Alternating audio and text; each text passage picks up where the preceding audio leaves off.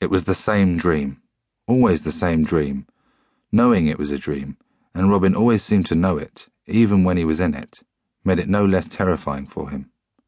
And this time, Robin promised himself he would dream his dream right to the bitter end, and remember it.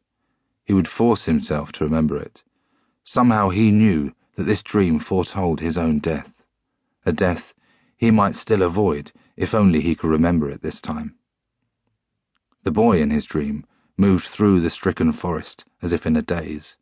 He was weeping silent tears as he walked. He seemed to be looking for something in particular amongst the debris of the forest.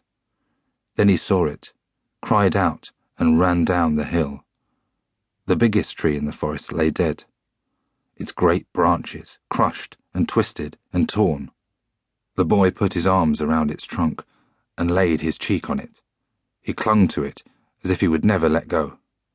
The boy was dressed like no one Robin had ever seen before. He wore a hooded green coat, trimmed with fur, and pale blue trousers now covered in mud.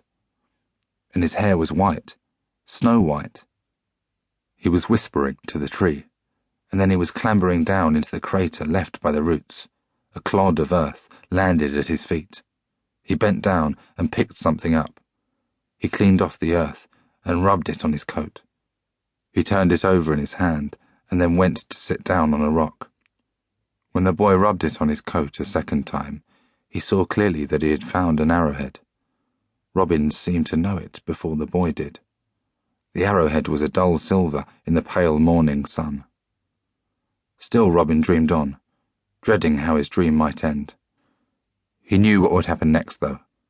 The boy found the hunting horn first, and then the bow, which was as big as Robin's father's. Then he saw the bones. The boy crouched down, digging away the earth with his hands, his eyes wide with fear. Then the boy was reaching out, reaching down towards him. He was taking him by the back of his head and lifting him. Someone was lifting him, his father perhaps. Robin would wake now and stop it, before it went any further. Enough was enough. He did not want to have to go on. Robin tried not to look at the skull. He looked instead at the boy holding the skull and saw himself, as he always did. He had always thought the boy in the dream was himself, but now he was not quite so sure. He was older than this boy, a lot older, and he did not have white hair. His hair was black, black as charcoal. He had dreamt this far before and no further. This time, he would not wake up in spite of his father calling him and shaking him. This time he would finish, and remember and exercise. The boy dropped the skull back into the earth.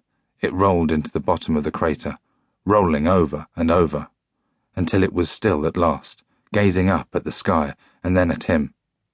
Now, at last, Robin knew. Those empty staring eyes were his eyes. He was the skull, but he was the boy too. He was both. He was the boy sitting on the rock, the arrowhead in his hand, and he was the skull lying in the earth. He would remember everything now, everything so that he could save himself. He promised himself all that before he woke, and at once he forgot every single thing he had dreamed. Robin's father was bending over him, shaking him by the shoulder. "Are you awake, Robin?" "I was dreaming." Robin sat up, still struggling to remember. "You can't eat dreams," said his father. "Up you get." And he pulled back the blankets, letting the cold air in. This was the time of day Robin most missed his mother, remembered her most clearly. There was no warmth of her cheek on his, no whispered welcome to the new day. The last winter had taken her from them.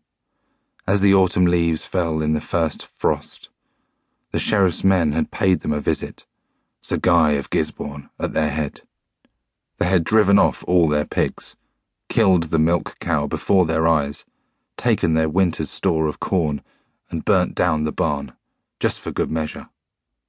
Tax collecting, Sir Guy of Gisborne called it, and said if the family did not pay up on time next year, then they would be back again. With that, They had ridden